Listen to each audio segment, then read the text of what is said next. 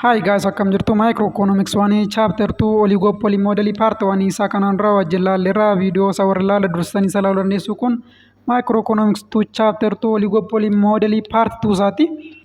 Amma akka wajjin laallu modeloota oligopoly keessaa Carnot duopoly modelidha. Kun viidiyoo part 2 isaati. Akkasumallee viidiyoo microeconomics 1 fi microeconomics 2 garaagaraa chaanaalii kanarra waan jiruuf ilaalaatii irraa baradhaan siniin jedha. Chaanaalii kanallee subscribe gochuu hin dagatina. Amma wajjin haa eegallu. Carnot duopoly model bakka lamatti addaan baasuudhaan laalla. Inni jalqaba simple Carnot model yeroo ta'u, anattaan immoo Carnot reaction curve approach dha jechuudha. Egaa amma simple Carnot model assumption akkam akkamii qaba kan jedhu wajjin haa laallu.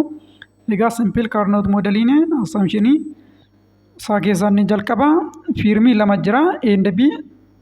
Egaa modeloota oligopoly keessatti ilaalaa jiru chapterii kana keessatti hundiyyuu asuma nuti goon ilaallu fiirmii lamadha. Fiirmii lama jira. Taasisuudhaan homogeneous product or mineral water jedha. As keessatti akka fakkeenyaatti mineral water fudhachuu dandeenya jechuudha. Homogeneous product. Homogeneous jechuun product guutummaan guututti identical ta'edha jechuudha. Carnot modelii keessatti kan laallamu taasisuudhaan equal cost. Costiin fiirmii inni tokkos qabu, costiin fiirmii inni kan biraas qabu. Kana jechuun fiirmiin lamaanuu costii wal fakkaataa qabu. No cost of production, marginal cost is zero goone fudhanna jechuudha. Naive assumption, firms do not learn from their past experience. Egaa naive assumption jechuun egaa economics keessatti barattoota economics waan taataniif beektu. Firmiin past yookiin immoo previous experience isaarraa hin baratu jechuudha. Naive assumptioniin assumed ta'eera jechuun firms do not learn from their past experience. Inni taanu linear market demand curve dha. As keessatti demand curve kun akkuma argatan kana downward sloping ta'eetiniin linearidha jechuudha. Taanu equilibrium prices set by the market. Simple Carnot model keessatti piraasiin gabaadhaan murtaa'a. Dimaandii waliqixa sappilaayii ta'uudhaan bakka dimaandii fi sappilaayii waliqixaa turratti piraasiin gabaadhaan murtaa'a. Fiirmiin tokkoon isaa kan inni murteeffatu equilibrium outputidha. Quantity outputii hammam akka produce gochuu qabu murteessata malee fiirmiin piraasii fiirmii murteessuu hin danda'u jechuudha. Fiirmiin quantity of output isaa murteessaa, piraasii immoo gabaatu murteessaa jechuudha. Each firm acts in the research on its own to determine its profit maximizing level of output on the assumption that the competitor will not change its level of output. Firmiin tokkoon isaayyuu profit maximizing level of output equilibrium quantity of output isa murteeffata jechuudha. Assumptionii maal jedhuun competitoriin isaa yookiin immoo firmiin inni isaan dorgomu level of output isaa hin jijjiiru. Level of outputiin firmii dorgomaa koo ta'e constantidha jedheenani ani equilibrium outputii koo murteessaa jechuudha. Level of outputii dorgomaa koo akka constantitti assume godheenani equilibrium outputii koo murteessaa jechuudha. Kun isaa firmoota lama jira jenneerra. Egaa firmiin inni tokko equilibrium output isaa yeroo murteessu outputiin firmii isaan dorgomu yookiin immoo outputiin firmii dorgomaa isaa ta'e constantidha jedhee assume godheetidha jechuudha. Asirraa wajjin ilaallu at midpoint of marginal revenue zeroodha. Midpoint irratti jira. Egaa kun demand curve isaa downward sloping ta'eetiin straightidha. Inni gadii kun immoo marginal revenue'dha.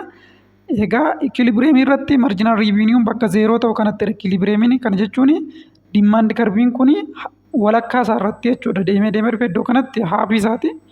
Iddoo kanatti marginal revenue zeeroodha. Egaa pointiin equilibrium quantity iddoo kanadha jechuudha. Bakka itti marginal revenue zeeroo ta'e kanadha. Egaa equilibrium irratti marginal revenue walqixa marginal costiti. Egaa marginal revenuenis marginal costiin zeeroodha jechuudha equilibrium irratti. Kanaafuu pointii equilibrium kanarratti total revenue immoo maximum irra ga'a. Egaa karbiin kun karbii total revenue'ti. Pointii Q1 equilibrium irratti bakka itti marginal revenue zeeroo ta'e kanatti total revenue immoo maximum irra jira jechuudha. Equilibrium quantity of each firm mi'a laallu. Egaa period 1, period 2, period 3 enneetiniin firmoonni lamaan kun akkamitti equilibrium quantity isaanii murteeffatu kan jedhu wajjin laalla. Egaa period 1 jedha. Assume firm A is the first to enter the market. Effective demand curve is the market demand. Maximize its profit at marginal revenue equal to marginal cost, but marginal cost equal to 0, thus where marginal revenue equal to 0. Egaa fiirmiin maqaan isaa A fi B jedhamu jiru yoo ta'e fiirmiin A jalqaba gara gabaa seene yoo ta'e durseeti demand curve fiirmii A market demand curveedha. Piroofiitiin isaa inni maksimam ta'u bakkatti marginal revenue walqixa marginal cost ta'uttidha jechuudha. Kana jechuun marginal costiin immoo walqixa marginal revenue'ti. Marginal cost zeeroodha. Kanaafuu marginal revenue'n zeeroodha jechuudha. Marginal revenue'n immoo egaa kan zeeroo ta'u mid point yookiin immoo half of demand curve isaa irrattidha. Kun asirraa ilaaluu dandeessu. Kun demand curveedha. DD kapitaaliin kuni fiirmiin A dursee gara gabaa seenee ranneerra dot laayiniin kuni marginal revenue fiirmii A'ti. Egaa fiirmiin A equilibrium irra kan ga'u yookiin profit isaa kan maximize godhu half of its demand curve irrattidha. Demand curvein kun walakkaa isaa irratti jechuudha. Walakkaa demand curve jechuun bakka kana irratti jechuudha. Equilibrium quantitiin fiirmii pointii kanadha jechuudha. Pointii isinitti agarsiisaa jiru kun. Ittaan suuraan asii fiirmii B enters the market. Ergaa fiirmiin A gara gabaa jalqaba seeneera. Half of its demand curve isaa irratti produce gochaara. Equilibrium quantitiin isaa pointii kana dhanneerra. Ittaan suuraan immoo fiirmiin B gara gabaa seene. Egaa fiirmiin B gara gabaa yeroo seenu it take unsupplied part of market demand as it is demand curve and set its profit maximizing where marginal revenue equal to 0 at midpoint of its demand. It is 1/4 of market demand. Unsupplied part jechuun fiirmiin A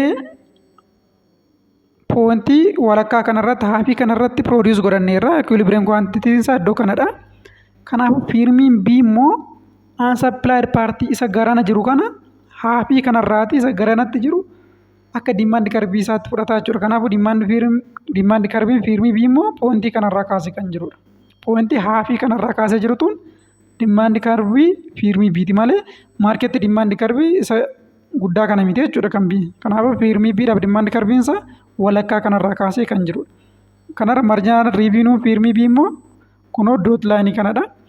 Kanaafuu fiirmii B'n demand curve fiirmii B market demand curve osoo hin taane isa unsupplied partii kana isa fiirmiin supply hin goone kanadha jechuudha.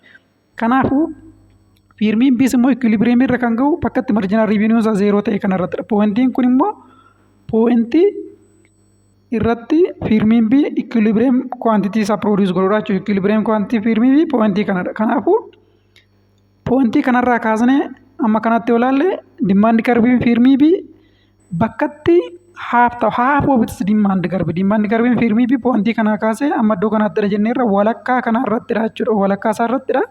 Kan fiirmiin B immoo equilibrium quantity produce godhu jechuudha. Kanaafuu haafii isaa irratti dargateeti akka waliigalaatti immoo dheerina waliigalaa isaatiin yoo ilaalle fiirmiin B tokko arfaffaa gabaasanii produce godha jechuudha. Fiirmiin A kunoo asii kaasnee ammasitti jenneerra haafii tokko lamaffaa produce godha. Fiirmiin B immoo half of what is unsupplied by fiirmii walakkaa fiirmii unsupplied partii keessa walakkaa isaa produce godha jechuudha. Kanaafuu tokko arfaffaadha. Asii ammasitti kan jirtu kana pointii kanarraa kaasuudhaan kunoo ammasitti deemna. Fiirmiin B amma kana produce godha. Kanaafuu tokko arfaffaadha jechuudha. Kanaafuu period 1 irratti fiirmiin A tokko lamaffaa produce godha. Amma demand marketii jiru keessa fiirmiin B immoo tokko arfaffaa produce godha jechuudha. Ittaan suuraan period 2 dabalu. Period 2 immoo yeroo dabalru now firmii A become aware of the existence of other firmii as it is producing 1/4 of market demand. Amma period 2 irratti firmiin A firmiin B gara gabaa seenuu isaa fi tokko arfaffaa produce gochuu isaa understand godha jechuudha. Kanaafuu maal godha? So its demand is not the market demand. Kanaafuu demandiin firmii market demandii isa guddaa DD isa market demandii kana miti jechuudha. Demandii firmii part period 2 irratti. Demandii firmii sadarfaffaa market demandiiti jechuudha. Maximize by producing half of what is not supplied by B. Kanaafuu half of what is not supplied by B kana produce godha jechuudha firmiin A. B'n tokko arfaffaa produce gochaadha. Kanaafuu tokko hir'isuu tokko arfaffaa haafii isaa tokko lammaffaa tokko hir'isuu tokko arfaffaa 3/8. Period 2 irratti firmiin A 3/8 produce gochaadha. Ittaan suuraan firmiin B immoo become aware that akka A'n 3/8 produce gochaaru understand godha. Kanarra firmiin B maal produce godha? Half of what is not supplied by A. Thus maximize by supplying 1/2 what is not supplied by A. Kanaafuu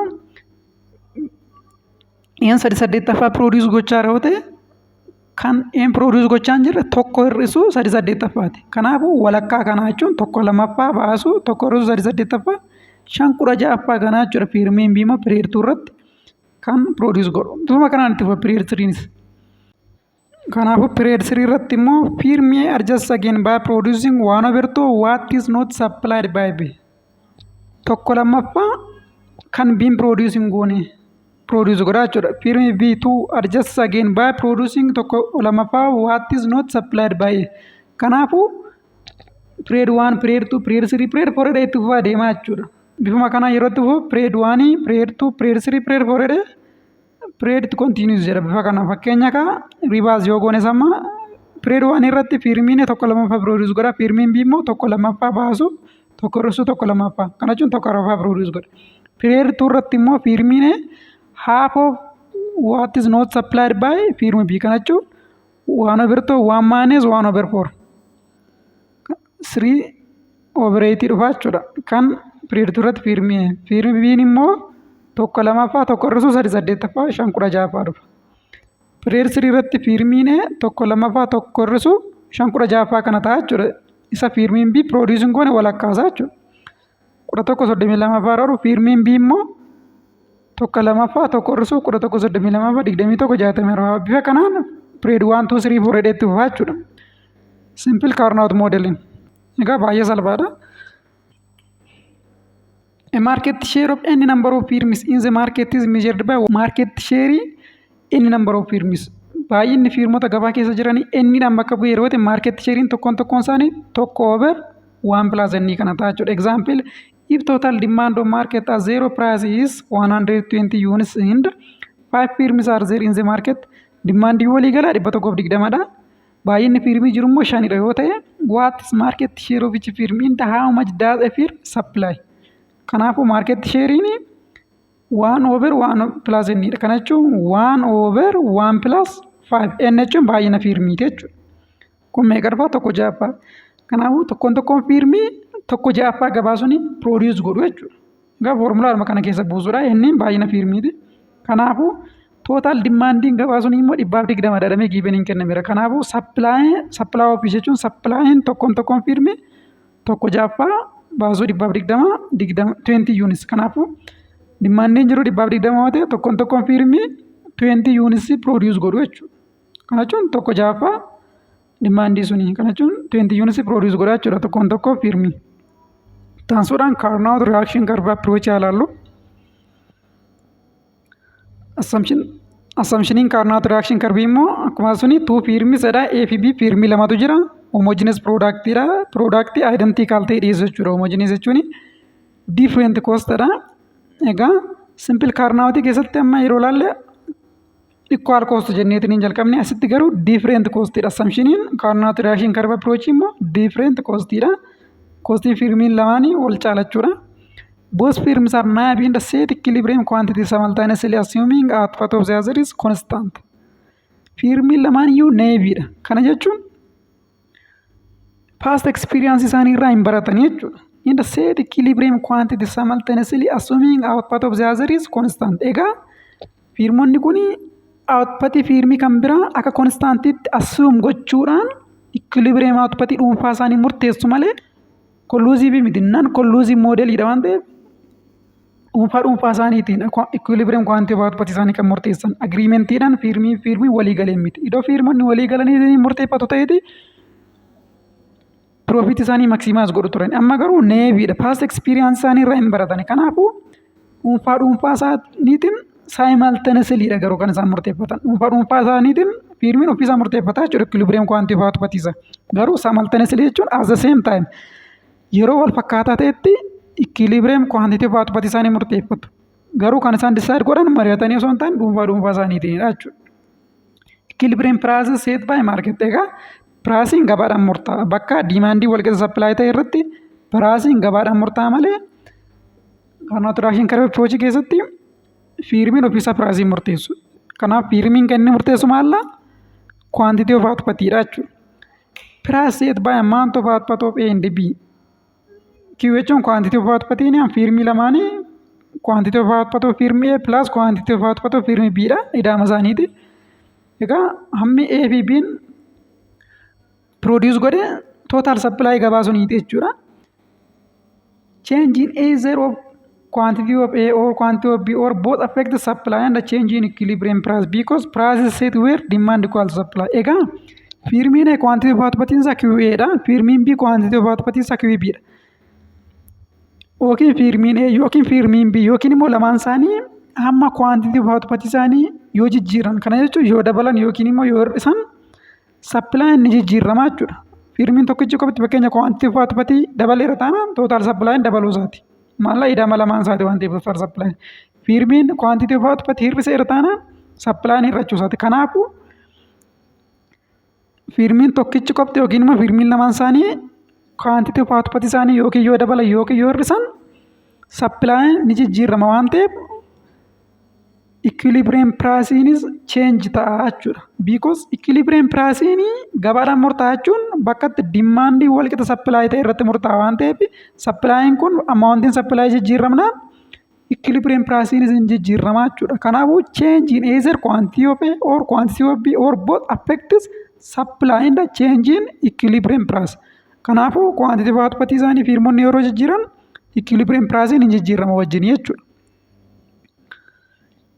Each firm assuming maximum output of the other is given determine its output that maximizes its profit.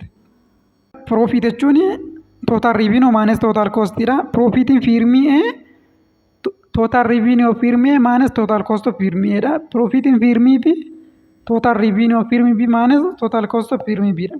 Egaa total revenue jechuun price times quantity dha. As keessatti piraasiin immoo walqixa dhanneedha. Piraasiin firmii bis walqixadha. Kanaafuu asittis P jennee barreessina, asittis P jennee barreessina. Kanaafuu revenue'n firmii A price times quantity of A dha. Revenue'n firmii B immoo price times quantity of B dha. Kanaafuu profit jechuun total revenue minus total cost jechuun price times quantity of A minus cost of A. Profitiin B immoo total revenue of B minus cost of B dha. Total revenue'n price times quantity of B minus cost of B. As keessatti quantity of A fi quantity of B wal caala.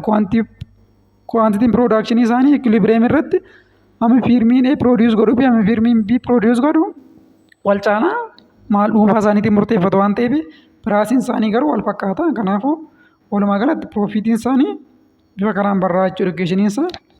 Example firm A set quantity A assuming quantity B is maximum. If firm expects that firm B will decrease quantity of B to quantity B not that affect profit of both firms, firm A can maintain its profit by constant by increasing quantity of A or decreasing quantity of A. Egaa oligopolii keessatti firmoonni interdependentidha jenneera. Deciisioniin firmii baay'ee walirratti hundaa'a. Firmiin tokko quantity of output isa yookiin profit isa yeroo murteessu profit firmiin biraa argatu irratti illee dhiibbaa guddaa qabaa jenneerra. Paartiiwwan keessatti firmiin A firmiin B quantity of output isa QB irraa gara QB nootti hir'isa jedhee yoo yaade firmiin B QB irraa gara QB nootti quantity production isa irratti hir'iseera jechuun profitiin S profitiin B inuma affect ta'a. Affects profit of both firms jedha. Kanaafuu firmiin profit isa maintain gochuuf konstaantii godhate hubsiifachuudhaaf jechuun sababa biitti profitiin firmii akka miidhamne gochuudhaaf firmiin maal godha yookiin quantity of output isaa hin dabala yookiin quantity of output isaa hir'iseetiniin profit isaa maintain godhate profit isaa akkuma duraatti itti hubsiifachuu yaalaa jechuudha. Kanaafuu firmii get profit from quantity A combined with quantity B. Kanaafuu firmiin profitii hin argatu gochaa yookiin murtoo firmii qofa irratti miti kan hundaa'u. Murtoon firmiin murteessuus profitii firmii irratti dhiibbaa guddaa qaba. Kanaafuu if B decreases quantity of output isaa supply decrease ta'a. Kanaafuu price increase ta'a jechuudha. Firmiin B amma quantity of output isaa hir'iseera jechuun price immoo hin dabala. Kanaafuu firmiin maal gochuu qaba? Firmii can get the same profit of A by producing less quantity of A at higher price or by producing more quantity of A that decreases price. Kanaafuu fiirmiin piroofitiin wal fakkaataa ta'e argatetti fufuudhaaf yeroo fiirmiin production irratti fiirmiin garuu seen piroofitii argachuudhaan maal godha yookiin quantity of output isa hir'iseetiniin higher price itti gurguree piroofitii isaa constant godhee itti fufsiifata yookiin immoo quantity of output isa baay'isuudhaan price immoo decrease gochuudhaan profit isaatti fufsiifata jechuudha. The carbon long which is the same amount of profits derived from different combination of quantity of both firms is called isoprofit curve. Egaa kana beektu isoprofit curve jechuun karbii the same amount of profit irraa derived ta'u from different quantity of both firms. Quantity A fi quantity B kana jechuun quantity firm A fi quantity firm B amsaan produce godhan yeroo jijjiiramutti karbiin irratti firmoonni kun the same profit argatan isoprofit curve jedhama jechuudha. Reaction curve immoo maalla a function that shows the relationship between firm's profit maximizing level of output and amount it thinks its competitor will produce. Relation equilibrium quantity of output firmii tokkoo fi amount firmiin dorgomaa isaa ta'e produce godhu itti agarsiisu relation isaa kan ta'e reaction curve jedhama. Karaa biraa maal jechuudha? For two firms A and B, firm A's reaction curve or function shows how much output firm A must produce in order to maximize own profit for every specific level of output is rival or be produced. Kanaafuu reaction curve jechuun maal agarsiisa? Reaction curve firm A jechuun for every specific level of output firmiin A meeqa produce gochuu qaba. Kana jechuun reaction curve jechuun yoo firmiin B outputiin isaa lama ta'e firmiin A meeqa produce gochuu qaba. Equilibrium irratti jechuudha. Equilibrium irratti itti fufsiifachuuf profit isaa maximize gochuudha. Firmiin yoo firmiin B lama produce godhe A meeqa produce gochuu qaba. Yoo firmiin B shan produce godhe A meeqa produce gochuu qaba. Yoo firmiin B sagal produce godhe A meeqa produce gochuu qaba kan jedhu kan agarsiisu reaction curveedha jechuudha. Kanaafuu reaction curvein hariiroo equilibrium output firmii tokkoo fi output firmii dorgomaa isaa ta'e jidduu jiru kan agarsiisu reaction curve jedhama jechuudha. Kanaafuu asirratti ilaaluu dandeessu. Kun amma reaction curveedha. Karaa gadii irra kan jiru quantity of output Q1 kan firmi 1ti. Y axis irra kan jiru immoo quantity of output firmi 2ti Q2dha. Kanaafuu laaneen kuni reaction curve firmi 1ti. Reaction curve firmi 1 maal agarsiisa? For each specific level of output of firmi 2 een yookiin immoo firmi 1 meeqa produce gochuu qaba. Kana jechuun egaa kun reaction curve firmi 1ti jenneerra. Inni kun immoo reaction curve firmi 2ti. Kanaafuu reaction curve firmi 1 inni kun each specific level firmi 2 produce godhuuf firmi 1 meeqa produce gochuu qaba. Kanaafuu inni kun reaction curve firmi 1 yeroo ta'u inni taane jiru kun immoo reaction curve firmi 2 jechuudha. Inni lammaffaan kun egaa reaction curve firmi 1 jechuun for each specific level of output firmi 2 produce godhuuf firmi 1 meeqa produce godha profit isaa maximize gochuudhaaf jechuudha. Kanaafuu reaction curve firmi 1 kanarraa kan nuti hubannu firmiin 2 output tokko yoo oomishe firmi 1 immoo output lama oomishuu qaba jechuudha. Profit isaa maximize gochuudhaaf firmiin 2 output lama yoo oomishe pointii kanarratti firmi 1 immoo naannoo kanatti tokko tokko wayi oomishuu qaba jechuudha. Profit isaa maximize gochuuf yookiin immoo equilibrium irratti produce gochuudhaaf jechuudha. Bifuma kana firmiin 2 output sadii yoo oomishe firmiin 1 immoo output tokko oomishuu qaba jechuudha. Iddoo kanatti profit isaa maximize gochuudhaaf jechuudha. Kanaafuu reaction curve firmi 1 kana jechuun firmi 2 yeroo oomisha tokko oomishutti firmi 1 meeqa oomishuu qaba. Profit isaa maximize gochuudhaaf kan jiru jechuudha. Inni lammaffaan kun immoo reaction curve kan firmi 2ti. Reaction curve firmi 2 jechuun immoo firmi 1 output hamma tokko yeroo produce godhu firmi 2 hamma produce gochuu qaba. Profit isaa maximize gochuudhaaf. Kanaaf fakkeenyaaf as keessatti egaa firmi 1 5 oomisha yeroo ta'e kun 5 firmi 2 meeqa oomishuu qaba? Naannoo kana tokkotu qaba yookiin immoo tokko oomishuu qaba jechuudha. Piroofitii isaa maksimaayis gochuudha. Fiirmi waaniinis sadi oomisha yeroo ta'e fakkeenyaaf fiirmituun immoo meeqa oomishuu qaba? 2 oomishuu qaba jechuudha. Piroofitii isaa maksimaayis gochuudha. Kanaafuu equilibrium both firms kan jedhu kun immoo firmoonni lamaan an equilibrium irra gahan at the same time simultaneously equilibrium irra kan gahan garuu bakka itti reaction curve isaanii cross wal godhutti. Kun reaction curve firmi waan tenneerra kun immoo reaction curve firmituu tenneerra lamaan isaanii wal takka kan equilibrium irra gahan bakka cross wal godhan kanarratti. Bakka cross wal godhan kanatti firmi waaniin tokko firmituun immoo sadi produce godha jechuudha. Quantity bakka cross wal godhan irratti equilibrium erga. Equilibrium is where the reaction curve of both firms intersect. At equilibrium, profit of each firm maximized, but industry's joint profit is not maximized because of naive assumption or they don't learn from their past experience. Kanaaf equilibrium irratti profitiin tokkoon isaanii jechuun joint point cross wal godhan kana irratti jechuudha. Profitiin tokkoon isaanii maximize ta'a. Garuu joint profitiin isaanii maximize hin ta'u. Maalifidha? Jarri kun marii hin qabani, agreementii hin qabani. Kolluuziivii miti. Nan kolluuziiv moodeliidha wanti kun. Kanaafuu iddoo agreementii qabu ta'eeti waliin mari'ataniitiin profitii isaanii maximize godhu. Amma garuu naive assumption kan jedhu kana jira. Past experience isaanii irraa hin baratani. Kanaafuu agreementii hin qabani jechuudha. Dhuunfaa isaaniitiin produce godhu. Dhuunfaa isaaniitiin quantifaat isaanii murteessu malee wajjin mari'ataniitiin hin miti. Had they learned from past experience, they can get the same profit by producing less output on the contract curve. Iddoo marii qabu ta'eeti point of tangency contract curve isaanii irratti less output produce gochuudhaan gatii guddaatti immoo gurguruudhaan profit isaanii joint profit isaanii maximize gochuu danda'u ture jechuudha. Iddoo agreementiin jiraate. Amma garuu agreementii waan hin qabaanneef dhuunfaa isaaniitiin profit isaanii maximize godhatu malee joint profit maximize hin godhatanii jechuudha walumaa galatti. Kunis kanuma agarsiisa. Firmiin A quantity batiinsa QA kana ta'e firmiin B quantity batiinsa QB kana ta'e inni kun sararri kun reaction curve firmi A ti. Inni kun immoo reaction curve firmi B ti. Kanaafuu lamaan isaanii al takka equilibrium irra gahan bakka cross wal godhu kanattidha jechuudha. Pointii E kanarratti.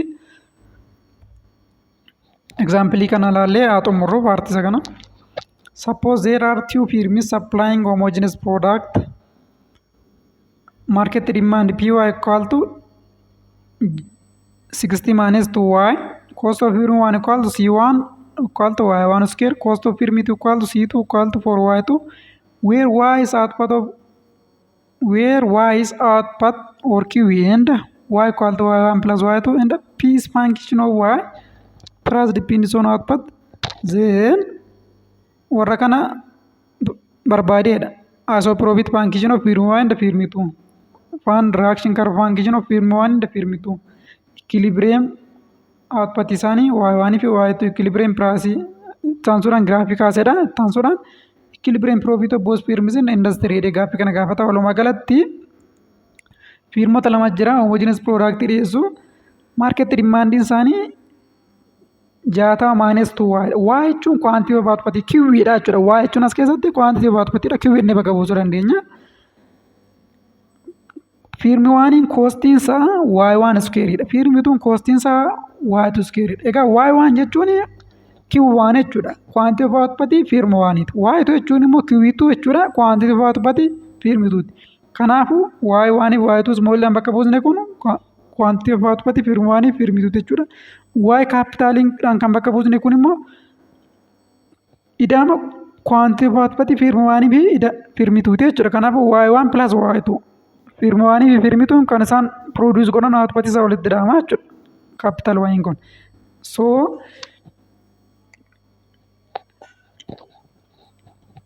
warra kana gaafatamne jechuudha. Isoprofit function isaanii barbaada. Reaction curve function firmi lamaaniyyuu barbaada. Equilibrium y1 fi y2 equilibrium output isaanii equilibrium price achi graafika isaadha. Kana harkaan hojjedhee as jira. Egaa giiveniin keenya market demand 60 irraa 2y jedha.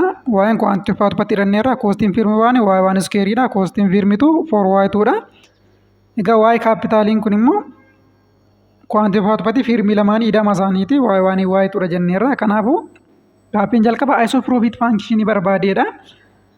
Kanaaf piroofiit jechuun tootaal riivinuu maanes tootaal koostiidha. For fiirmii waan fiirmiis tokkoffaadhaa fi piroofiit waan jenna. Piroofiitii fiirmii waan jechuudha. Tootaal riivinuu waan maanes tootaal koost waanidha. Kanaafuu tootaal riivinuu waaniin tootaal riivinuu jechuun piraas taamsi kwaantitiidha. Egaa riivinuun piraasii baasu kwaantitiiti. As keessatti kwaantitii waa'eedhaan bakka buusneerra. Kwaantitiin fiirmii waan waa'ee waanidha jechuudha. Kanaafuu tootaal riivinuun P taamsi waa'ee waanidha. Egaa P'n asitti kennameera. 60 maanes 2 waa'eedha. Dimaandi faankishiniinsa kanaafuu bakka piraasii 60 maanes 2 waa'ee jenna. Taamsi waa'ee waan. Output fiirmii waan jechuudha. Taansuudhaan 60 maanes 2 waa'een kun immoo egaa waa'een kaapitaaliin hidhama kwaantifaatubatti fiirmii waanii fi fiirmii tuuti. Kanaafuu waa'ee waan pilaas waa'ee tuuti jechuudha. Bakka waa'ee kaapitaalii waa'ee waan pilaas waa'ee tuuti inni buusna. Taams waa'ee waaniin ala jira inni kuni. Egaa lama kana waa'ee waanii fi waa'ee tuura rabsuudha. 60 maanes 2 waa'ee maanes 2 waa'ee tu jennee cubtuudhaan alatti waa'ee waanii qabna. Egaa waa'ee waanii kana irra rabsina. 60 baasu waa'ee waanii 60 waa'ee waan maanes 2 waa'ee waan taams waa'ee waan 2 waa'ee waan iskeeriidha. Maanes 2 waa'ee 2 taams waa'ee waaniin immoo 2 waa'ee waan waa'ee tu jenneerra. Kanaafuu kun maalla tootaal riiviinuudha jechuudha.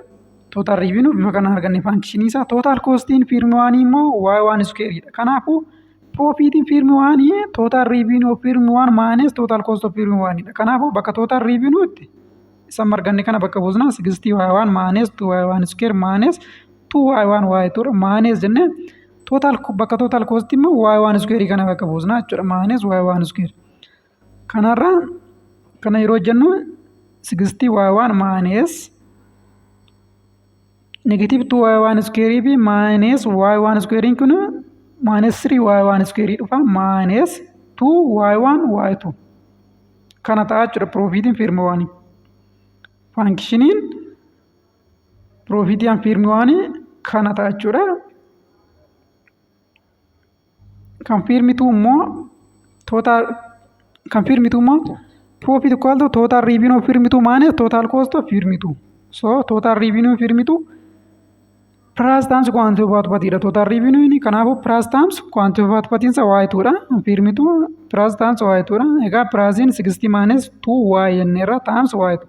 Egaa akkuma isa dura waa'ee kaapitaalii kana waa'ee waan pilaas waa'ee tu inni bakka buusna. Taamsi cubtuun alatti waa'ee tu jenna.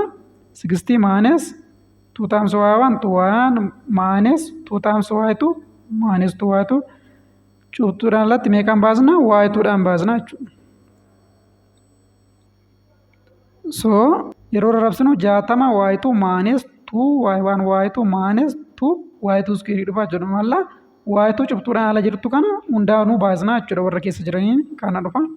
Kanaafuu tootaal riivinuun erga kana ta'e piroofiitiin immoo tootaal riivinuu maanes tootaal koostiidha. Kanaafuu piroofiit jechuun tootaal riivinuu keenya kana barreessine maanes tootaal koostii jenna. Tootaal koostii fiirmituu immoo 4 waa'ee tuudha jedhamee giiviniin kennameera gubbaatti. Tootaal koostiin fiirmituu 4 waa'ee tuun jedhu kun odas jira. Kanaafuu fiirmituu tootaal riivinuu maanes tootaal koostii bakka buusuudhaan 60 waa'ee tu hir'isuu 4 waa'ee tu 56 waa'ee tu dhufa. Maanes 2 waa'ee waan waa'ee tu maanes 2 waa'ee tu iskeerii kana dhufa jechuudha. Asoo piroofiit faankishinii fiirmituu immoo faankishinii kana ta'a jechuudha. Deebii gaaffii tokkoffaan kanadha. Faankishiniidhuma kana argachuudhaaf fiirmii waan isa kana fiirmituu immoo paayitoon jedhu asoo piroofiit faankishinii fiirmituu immoo isa kana jechuudha. Biirratti maal gaafatamne fiirmii waan reakshin karbi. Reakshin karbii fiirmii waanii. Egaa reakshin karbii argachuuf immoo maxiimize profit of fiirmii waan with respect to y1 by assuming y2 as constant. Maal goona faankishinii piroofitii amma argannee kaane kan fiirmii waanii with respect to y1 darbeet goona jechuudha. Y2 akka konstaantiitti consider gooneet. Kanaafuu piroofiit faankishiniin isaa kanadha. 60y1 minus 3y1 square minus 2y1 y2 derivative with respect to y1 yeroo goonu egaa y2 akkuma isaanitti consider ta'a 60 y1 yeroo derivative goonu 60 dhufa minus 3y1 square 6y1 dhufa derivative isa anisa kana ammoo 2y2 dhufa jechuudha wal qixa 0 0tti qixxeessineetiniin y2 keessaa baasna jechuudha. 0tti qixxeessineetiniin y1 faankshinii isaa keessaa baasna. Negatiiva 6 y1 2y2 minus 16 ni achi dabarsina over 6 yoo goone y1 faankshinii kan arganna jechuudha. 10 minus 1/3 of y2 kudhan irrisu tokko sadaffaa y2 dhufa y1. Firmitus reaction curve immoo maximize profit of firmitu with respect to y2 by assuming y1 as constant. Akkuma isa duraa goone isa kanammoo faankshinii profit firmitu kana with respect to y2 darbeet goona jechuudha. y1 akka constantitti consider goonetti.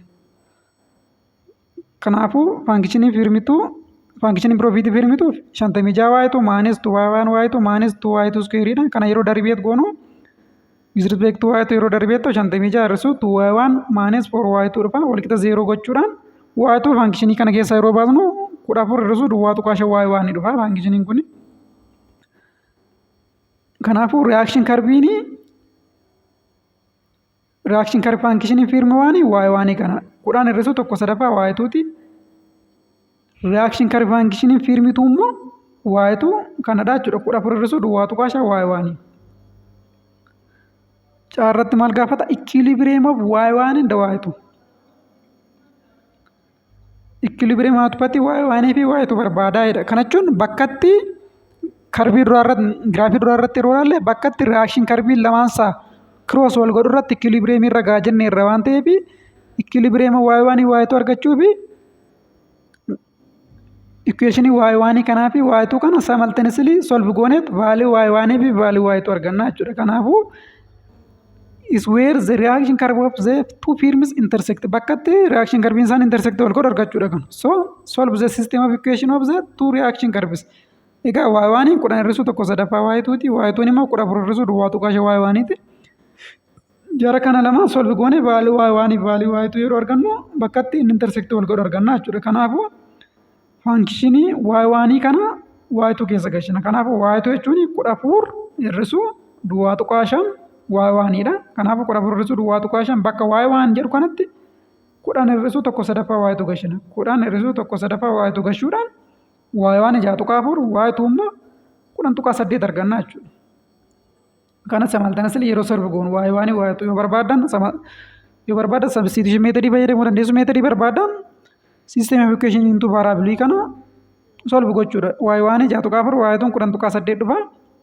Y capitalin immoo equilibrium irratti egaa y1 6 tuqaa 4 y2 kudhan tuqaa 8 dhufa. Kana jechuun equilibrium irratti bakka intersect wal godhan irratti quantity of output firmi 1 6 tuqaa 4 firmi 2 immoo kudhan tuqaa 8 jechuudha.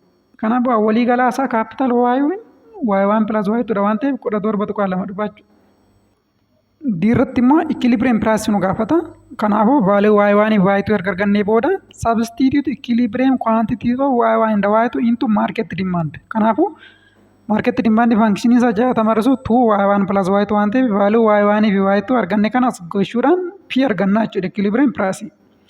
Ittaan suuraan irratti immoo show graphically dha. Kanaafuu graphically wanta kana agarsiisuudhaaf giraafiidhuma reaction curve arganne sunii kaasuudha. Reaction curve waan kudhan irrisu tokko sadaffaa y2 kantuu immoo 14 irrisu duwwaa tuqaa y1 arganneerra. Egaa value garaagaraa bakka buusuudhaan giraafuma kana kaasuudha jechuudha. Kun kan firmi waaniiti. Inni taanee jiru inni gadii kun immoo reaction curve firmi tuuti. Bakka intersect wal godhutti akkuma dura ilaalle point intersection isaa irratti kan firmi 6 tuqaa 4 y1 jechuudha. 6 tuqaa 4 kan firmi isa lammaffaa immoo 10 tuqaa 8 jechuudha. Kan firmi 1 6 tuqaa 4 kan firmi 2 immoo 10 tuqaa 8 point intersect wal godhutti akkuma calculation dina argannee jechuudha. Kanaafuu y1 fi y2 inneetumaan equationidhuma reaction curve arganne sun asitti value garaagaraa bakka buusuudhaan giraafii kana kaasna jechuudha. Baay'ee salphaadha. Bakka intersect wal godhu irratti point of intersection isaanii irratti kun solve goonee arganneerra. Y1 6.4 Y2 10.8 binneerra. Kanaafuu Y1 6.4 Y2 immoo 10.8 jechuudha. Point of intersection isaanii irratti.